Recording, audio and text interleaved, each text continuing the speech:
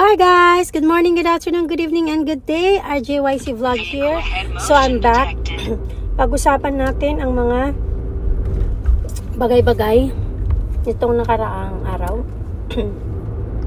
or kahapon. So ito nga, pag-usapan natin itong mga nangyayari sa Facebook at sa mga social media right now. Like they're doing their full force na silang nagbabayad ng mga tao na nagpapakalat ng mga fake news at kung ano-ano pa. At meron pa silang mga pinopost dyan na kung ano-anong kasiraan kay PRRD at kay BP Sara. But again, I believe in majority of the Filipinos are smart na. Mas matalino na ngayon ang mga Filipinos kaya hindi nyo na sila madadaya. Okay? Hindi nyo na madadaya ang mga Pilipino sa inyong mga pinagagagawang propaganda. Okay? So, hindi ko na patatagalin yung issue dyan. Alam ko na ang mga Pilipino ay matatalino na ngayon.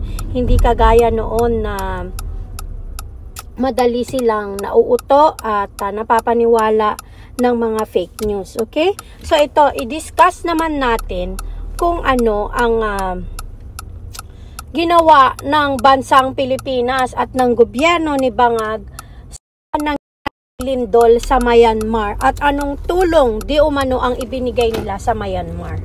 So merong isang victim ng nalindol sa Myanmar na nagrereklamo at galit na galit sa Bangag administration dahil yung bumiyahe pa yung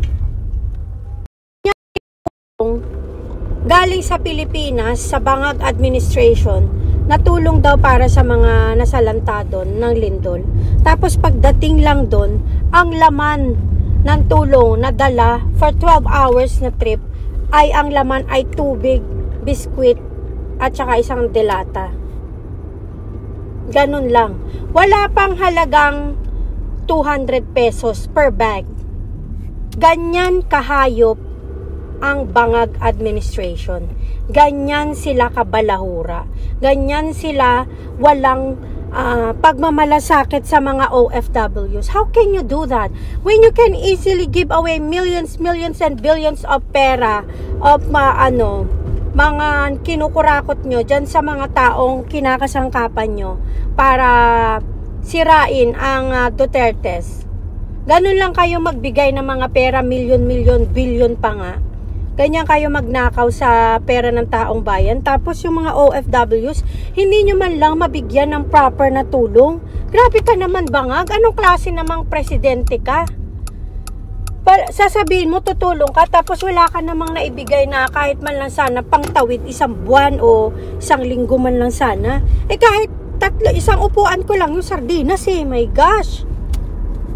Nakakaloka talaga itong Bangag administration. Wala na talaga akong masasabi sa mga pinagagawa nilang mga kalokohan at ginagawang namamalimos ang mga Pilipino. And to think, OFW pa yung mga yan.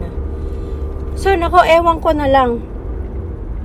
Kung gusto nyo pa rin manatili sa ganyang klaseng pamumuno, iboto nyo yung mga alyansang diretso sa kubeta. Nakakaawa ang ating mamamayan ngayon at ang ating mga OFW sa mga nangyayari ngayon. Isipin mo, halos lahat na mga kaalyado ni Bangag ngayon, kung hindi wala sa hulog, wala sa utak, walang isip, walang puso. Yan, wala silang nagagawang tama sa mamamayang Pilipino. Alam nyo ba, in my 45 years in life, 45, sa buong buhay ko na namulatan ko ang mga gobyerno ng Pilipinas, ang politiko, ang pamamalakad sa bansang Pilipinas, ito ang pinaka-worst talaga na gobyerno, as in. Never talaga akong umiimik or whatsoever kasi bata pa naman ako noon. Kahit nung panahon ni PRRD, tahimik akong nag-support sa kanya. I follow all the vlogs. I post my comments and everything, but hindi pa ako nag-vlog ng ganito. Pero nitong nakita ko, yung pagmamalupit nitong Bangag administration sa KOJC, doon ako nag-umpisang I want to say something. Doon ako nag-umpisang nagsalita na. Kasi hindi ko na nagugustuhan yung mga pinagagagawa nila, lalo na yung mga pang-aabuso nila noon sa KOJC at dyan yung Tuwadcom na yan at kung ano-ano pa. Doon na ako nag-umpisang, sabi ko, I'm gonna say my piece. Kasi tayo kasing mga Pilipino, masyado tayong matiisin, masyado tayong mababait, na kahit inaabuso na, hindi tayo umiimik, kaya amo na, hindi na magbabago yung mga yan. Ganyan ang mga litanya ng mga Pilipino. Pero sa panahon ngayon, especially now na kinaya nilang ipakidnap ang presidenteng totoong nagmalasakit at nagmahal sa mga Pilipino at sa bansang Pilipinas, nang ganun-ganun lang, hindi tayo dapat nananahimik, dapat nagsasalita tayo. Dahil kung kinaya nilang gawin yon sa isang napakahusay at napakamapagmahal na presidente, mas lalo nilang kakayaning gawin yan sa mga ordinaryong Pilipino. Maniwala kayo. Kagaya nila ngayon, o, diba? Etong si Browner na tatanga-tangang bugok na na walang yag balls at walang backbone. Nung kinidnap si PRRD, hinayaan niya lang. Wala siyang ginawa nung kinikidnap si PRRD. Nung sapilitan siyang isasakay sa eroplano ni Bangag, wala siyang ginawa. Hindi siya umimik or whatsoever, hindi nag-ingay, tahimik. Tapos ngayon, na may problema ang China at Taiwan, umiepal ang OGAG.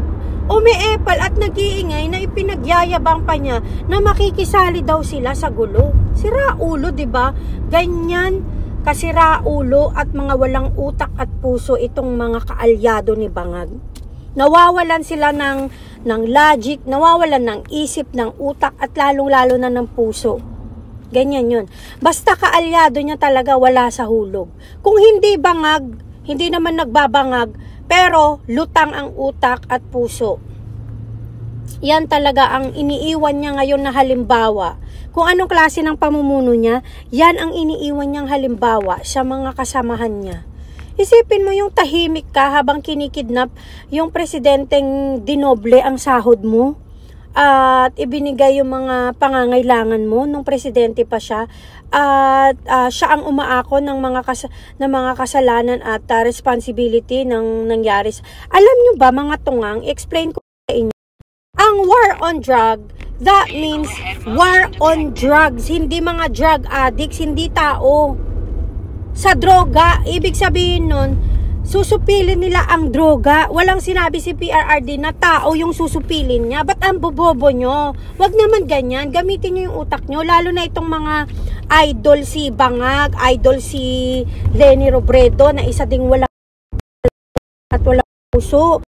Puso din niya mga yan. Kasi isipin mo, kinidnap yung kababayan mo, natutuwa pa kayo. So lumabas ang katotohanan na hindi talaga kayo pang taong bayan, kundi para sa pansariling kapakinabangan lang kayo. Kasi kung mga Pilipino ang ginaganon, hindi ibig sabihin hindi talaga mamayang Pilipino. Para kayo sa sarili nyong kapakinabangan lang. Para lang kayo sa inyong posisyon. Yan ang totoo. Kaya itong sinasabi ko sa inyo, wag maging tanga-tangahan na, wag maging mangmang. And I know naman na mas matatalino na ang mga Pilipino ngayon, kaya alam na nila kung ano ang dapat. Okay? So wag kayong masyadong nagpapaniwala sa mga fake news at alamin nyo na kung ano yung pamamalakad ni Bangag. Pag nasa mali yan, kay Bangag yan. Okay? Kasi itong si Bangag nag-umpisa sa mali at alam nyo naman na kapag sa mali ka, pumanig, wala kang pupuntahang tama sa kasamaan din at sa kapahanan mo. Okay? Matalino na mga Pilipino ngayon, hindi nyo na maluloko. Okay? Babush.